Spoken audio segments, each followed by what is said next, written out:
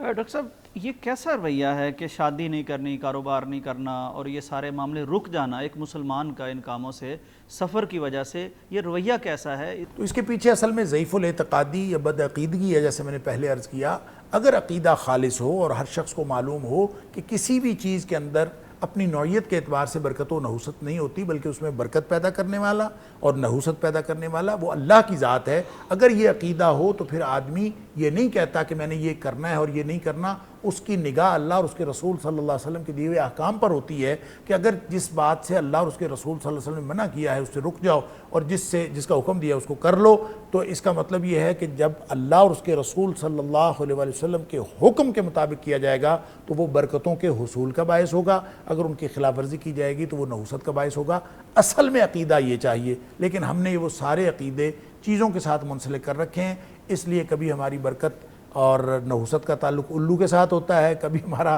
برکت و نحوست کا تعلق کوے کے ساتھ ہوتا ہے، کبھی کالی بلی کے راستہ کاٹنے کے ساتھ ہوتا ہے، اور کبھی جو ہے وہ پرندوں کے ساتھ، حیوانات کے ساتھ اور ارد گرد کی سچویشن کے ساتھ لوگوں نے اٹیچ کر رکھے ہیں۔ اس کا حقیقت کے ساتھ کوئی تعلق۔ بڑا خوبصورت گھر بناتے ہیں، بڑی مہنگی گاڑی لیتے ہیں، اوپر ہنڈیا رکھ دیتے ہیں، وہ ہنڈیا رکھ دیتے ہیں یا جوتا لٹکا دیتے ہیں، جوتا گاڑیوں کے اوپر لوگوں نے جوتے لٹکائے ہوتے ہیں۔ یعنی اس سے بڑی بد عقیدگی اور کیا ہو سکتی ہے کہ آپ سواری میں بیٹھیں، آپ سواری پہ بیٹھتے ہوئے آپ دعا پڑھیں، آپ نے نئی سواری خریدی ہے آپ دعا پڑھیں، اور دعا پڑھ کے آپ اللہ تعالیٰ سے برکتیں حاصل کریں۔ آپ گاڑی میں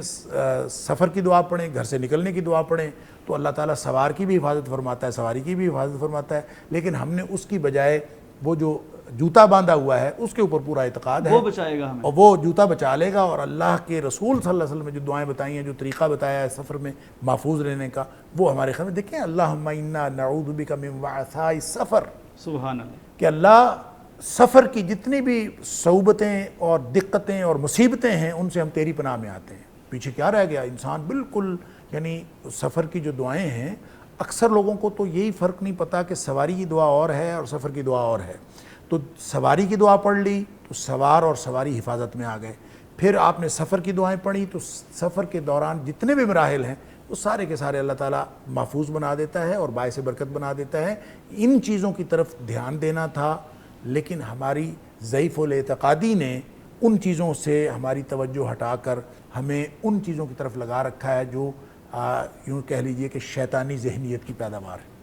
ڈاکٹر صاحب عقیدہ تو نبی صلی اللہ علیہ وسلم نے وہ دیا تھا جس کا اظہار حضرت عمر رضی اللہ تعالیٰ عنہ نے حجر اسود کو مخاطب کرتے کہا، سبحان کیسی شاندار بات، سبحان اللہ، یعنی پتھر کو مخاطب کر کے کہا، جنت سے آئے ہوئے پتھر کو، جنت سے آئے ہوئے پتھر کو، کہ مجھے معلوم ہے کہ انکا حجر، سبحان اللہ، کہ تو پتھر ہے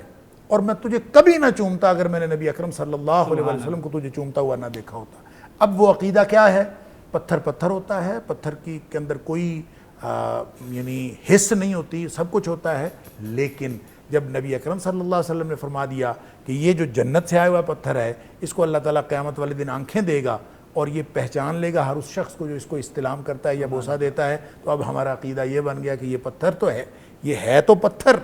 لیکن یہ قیامت والے دن یہ پہچانے گا اپنے ساتھ ٹچ کرنے والوں کو، تو اب لوگ جو ہیں وہ دیوانہ وار وہاں پہ جاتے ہیں۔ تو عقیدہ یہ ہونا چاہیے کہ پتھر کے اندر نہیں ہے یہ خصوصیت، اللہ نے اس کے اندر یہ خصوصیت رکھی۔ ڈاکٹر صاحب حجر اسود کے بارے میں تو مسلمانوں کا یہ عقیدہ ہونا چاہیے تھا، لیکن آج چھوٹے چھوٹے پتھر مختلف رنگوں کے ہم نے پہن رکھے ہوتے ہیں کہ پتہ نہیں ان سے کیا